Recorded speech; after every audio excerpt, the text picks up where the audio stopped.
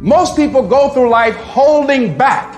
If you get into the habit of just being mediocre, it will become a part of your consciousness. If you get in the habit of giving less than what you have it within you to give, it will begin to reflect itself in your personality.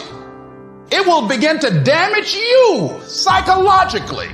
And you don't want to be a part of that kind of self-destructive behavior. You want to set some high standards for yourself. There's greatness in you. And you've got to learn how to tune out the critics outside and the critic inside. And since I'm going to do this, I'm going to harness my will, and I'm not going to let anything stop me. It's very important that you engage in an ongoing process to develop you. Spend more time on yourself than what you've been spending. Working on yourself, talking to yourself, overcoming the negative conversation, that inner dialogue that's going on all the time. Even when you don't want it to be there. You can't stop yourself right now from thinking. You can't do it. And so learning how to empower yourself, part of doing that is standing up to yourself. You've got to stand up inside yourself sometimes and say, shut up. I was going to give a presentation, and this voice inside of me saying, you can't do this. You don't have everything it takes. Shut up. I'm behind on my bills, and you're telling me what I can't do. I have got to do it.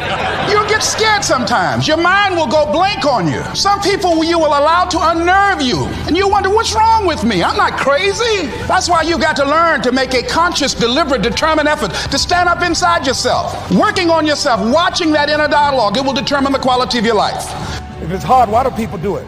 You ask people who do things, people who climb mountains just for the sake of it. Nobody paying them to do it, just do it. Somebody said, I'm going to run around the world. He said, well, why would somebody want to do that? I'm going to swim the Atlantic Channel. Why? The people who go after that stuff, what makes it worth it?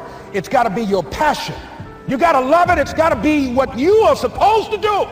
You want to sing, and even though they want to invite you to Carnegie Hall, you're going to sing to anybody that listens to you, including singing to yourself.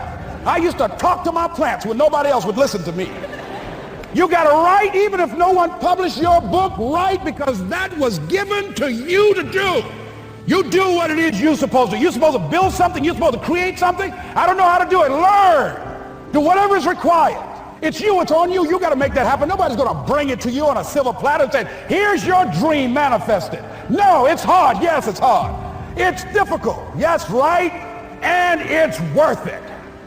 You don't have to force yourself or motivate yourself to think negatively, to be depressed, to beat yourself up over the head. Your mind is on automatic. It will do that by itself. But if you want to begin to move into your own personal greatness, if you want to begin to really enjoy a happy, successful, healthy life, you've got to be willing to go against the tide. You've got to be willing to harness your will and say, in spite of this, I'm in control here. I'm not going to let this get me down. I'm not going to let this destroy me. We have two primary choices in life. We can either accept conditions as they exist, or we can take the responsibility to change them. See, a lot of people want to exempt themselves from taking responsibility. All they want to do is talk about the problem. Every time you see them, they'll tell you their story over and over and over and over again. No. You want to take responsibility for your life. I got me here, I can get me out of this. And I'm getting out. I'm not going to be a volunteer victim.